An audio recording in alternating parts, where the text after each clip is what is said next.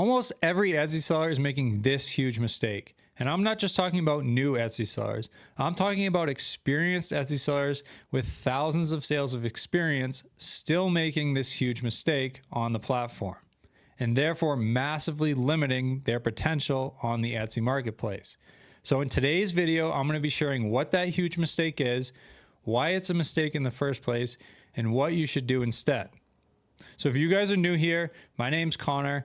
My wife and I own multiple Etsy shops. We've done over $2 million in lifetime revenue on the Etsy marketplace. That big green number at the bottom there, that's our total lifetime revenue as of September 30th, 2025. Those screenshots at the top there, those are real screenshots from our real Etsy shops. And we're making these videos for three main reasons. Number one, to document our journey from where we're at right now, just over $2 million, all the way to $10 million and beyond. Along the way, we're going to be sharing what did work, what didn't work, and what we're actively doing to grow our own Etsy shops. And then finally, full transparency and selfishly, we're making these videos to attract other Etsy sellers just like you who align with our values and who want to work with us to grow their own Etsy shops. So let's jump right into today's video. So like I said, we're going to be talking about this huge mistake that I see so many Etsy sellers making. And I've talked a lot about this with coaching clients and coaching students about why this is a mistake and what to potentially do differently. But I wanted to share this with you guys all today because I see so many people making this mistake. So first off, what is the mistake? Well, to start with the mistake, we first need to understand custom orders. So on Etsy, custom order requests, and so bear with me as I figure out my tablet here. Like I said in one of the previous videos, I'm trying to go a little more raw content here, raw format, and I'm just going to run with things and kind of record live. I just want to give you guys a ton of value. So bear with me as I do this. I'm just sharing this right from my mind. It's fresh. It's what I've been thinking about this week, and I want it to be valuable for you guys. So first, we need to understand custom order requests. So custom order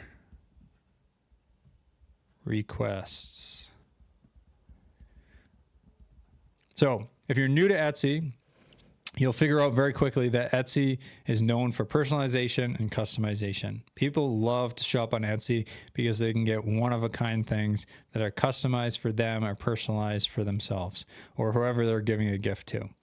Now, when these custom order requests come in, what we do next, or what many Etsy sellers do next, is the problem. Now, there's kind of two flows that people follow when they get custom order requests.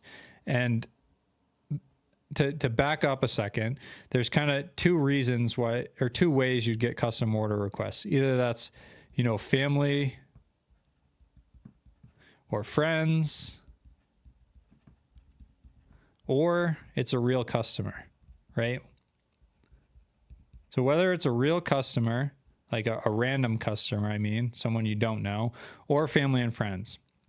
One of those two people at some point, pretty often probably, is going to start to ask you about custom orders. Can you customize this? Can you make that?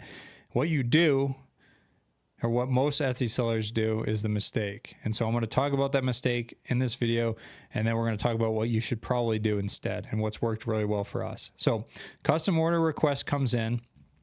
Oftentimes, if it's a family or friend situation, most people will have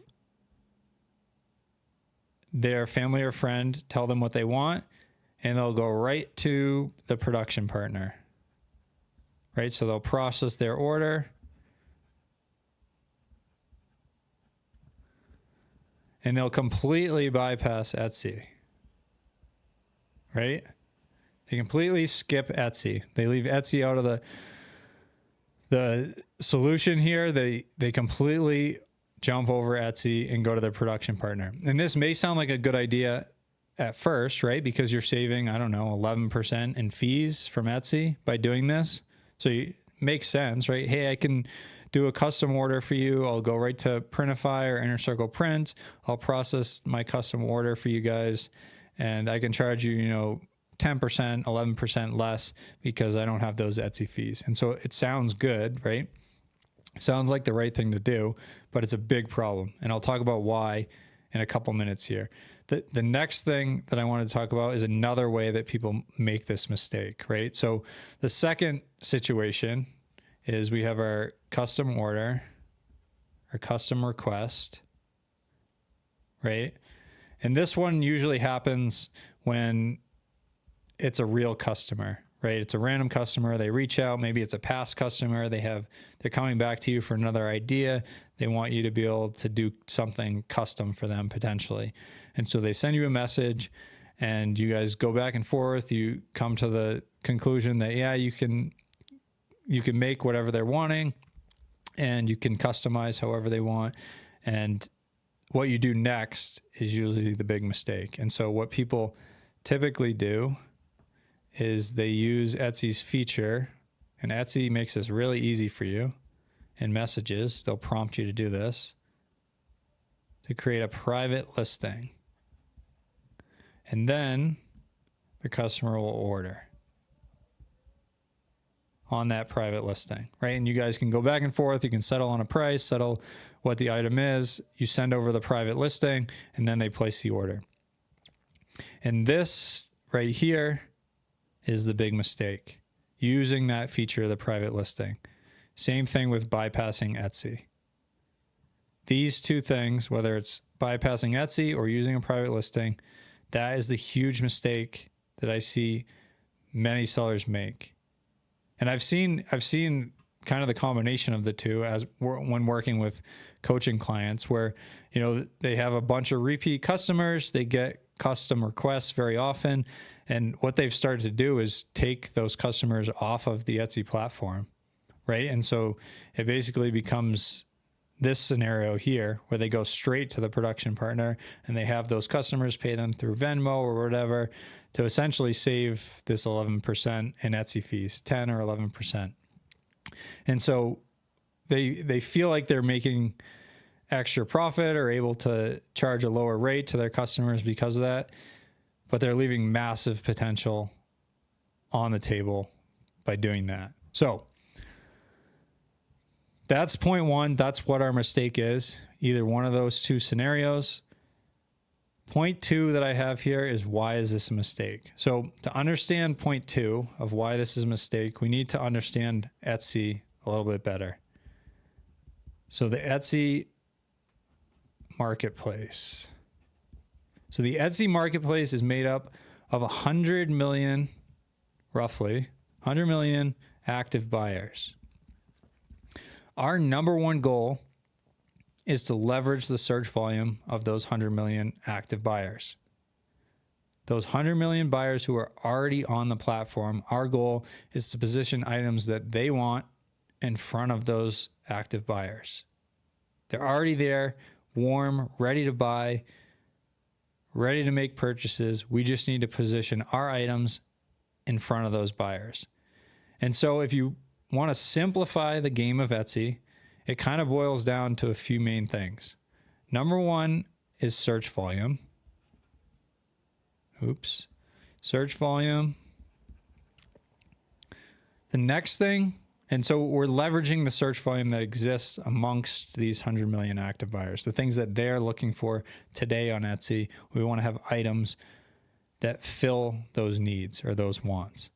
The next thing is some metrics on Etsy that are super, super important. And we're going to talk in more detail about this as we go through this video. But I want to highlight them here to start. So the next thing is click-through rate, CTR. So this is the number of clicks divided by the number of views. So each time your listing is shown in search, shown on their screen or on their phone, the number of times they click, and that's usually expressed as a percentage. From there, once you've got your click, conversion rate is the next important metric. So that's the number of sales divided by the number of clicks. So once they've clicked on the listing, how many people convert to a sale? And so a rough target for this, depending on the product, but 3% or greater, right? Above 3%. So greater than 3%.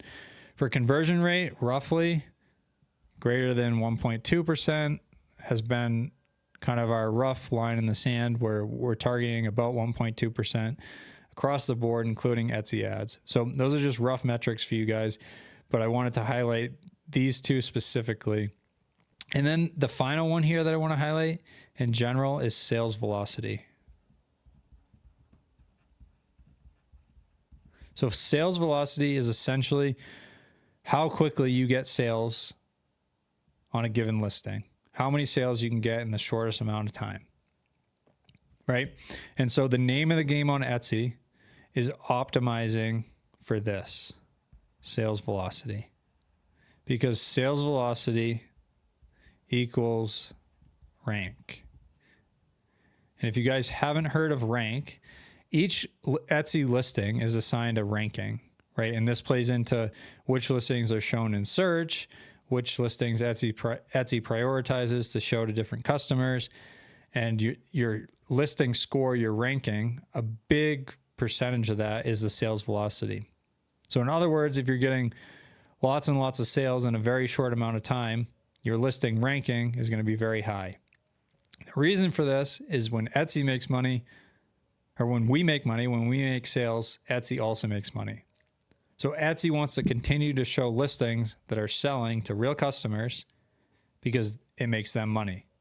So if you can almost hack or artificially increase the sales velocity on a listing, you can therefore increase its rank and therefore get shown to more new customers and therefore get more clicks and convert more sales, make more revenue, and therefore more profit, which is what we all want as Etsy shop owners.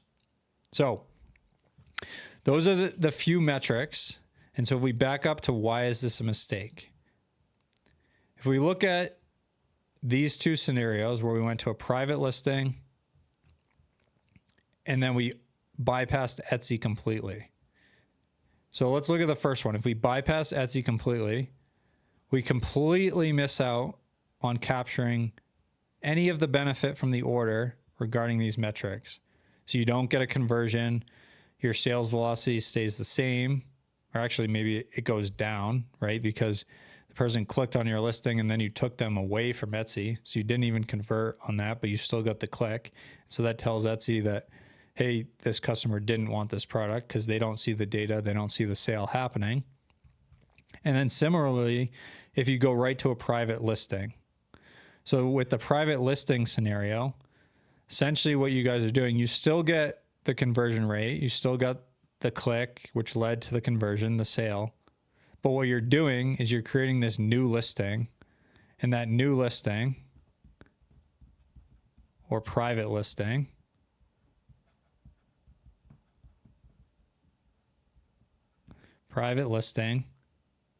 eventually gets one sale. And then it's gone, right? And so essentially that listing is never going to sell again because it's private. It goes away after that one customer orders. And so you get no benefit in terms of sales velocity on that listing. And so those two situations, that's primarily why that's a huge mistake. And like I said, I see so many Etsy sellers making this mistake. They feel like they're making a little extra in profit by saving that 10, 11%. They feel like they can offer a better deal to customers, take them off the platform, but they're massively hurting their business because they're leaving sales velocity on the table. And so I want to share a story that I heard someone talking about maybe 4 or 5 years ago on Etsy. I think it was around during the pandemic time, and I heard this and it completely changed my whole perception and how I viewed Etsy and the algorithm in general. And it really helped me understand how important sales velocity was. So I heard this one guy talking. He had experience on marketplaces, maybe not on Etsy, but just understood algorithms and came to Etsy during the pandemic and just absolutely crushed it with a very few number of listings. And those listings, think things like hats, t-shirts, sweatshirts, that were fully customized. So he would allow pretty much any type of design on any of those products. Person could come to that listing, send a photo, any text, he would have it printed, on those blank products. And so what he did, though, was the amazing part that I really want to highlight here. So when he first started on Etsy, he created those handful of listings, and then he went to a local park, right? And maybe this was just after COVID, like people were more out and about. It wasn't right during the time. So people were out in the park. It was a busy place in a busy city. And he started asking random people. He would just go up to them and say, hey, are you interested in buying a custom hat or a custom t-shirt?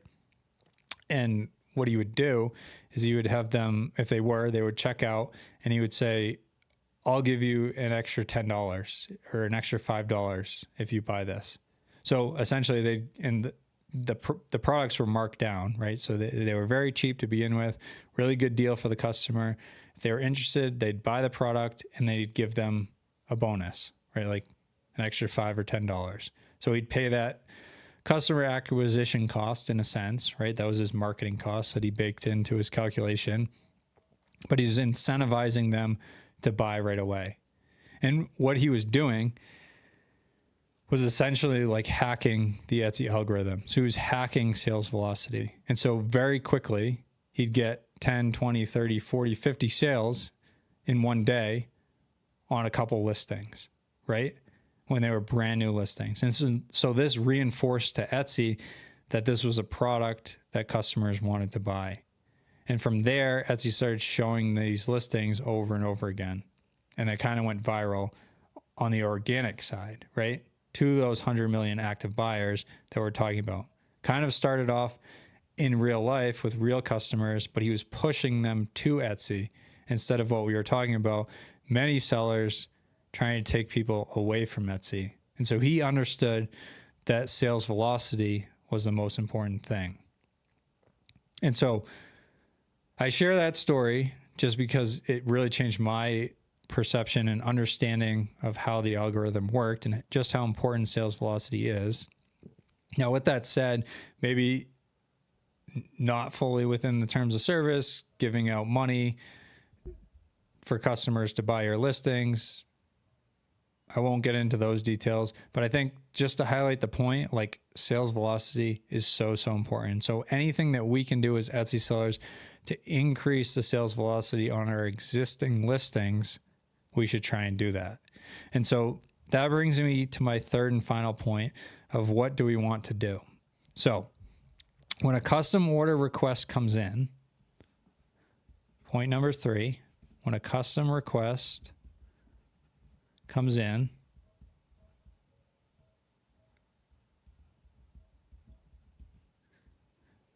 what I think that you guys should do and what's worked really well for us is send them to an existing listing.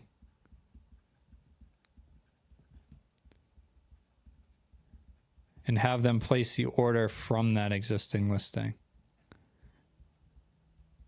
So this existing listing can either be kind of what that guy was doing, right? Where it's like fully custom. You have one listing that's just like a custom listing, but allows the customer essentially to order pretty much anything from that listing. But it's a live listing that's in your shop that could continue to get seen organically by real customers. Or you have them order from the listing that they found. Like maybe they found this listing, they're asking, hey, can you make this change? And you say, yeah, you can order from that listing that you found. Just leave a note when you order and we'll know it's you. And so I'm going to call that the current listing, the listing that they came from. Right? Essentially the existing listing that they sent you the message from. So if you do either of these two things, you are essentially increasing the sales velocity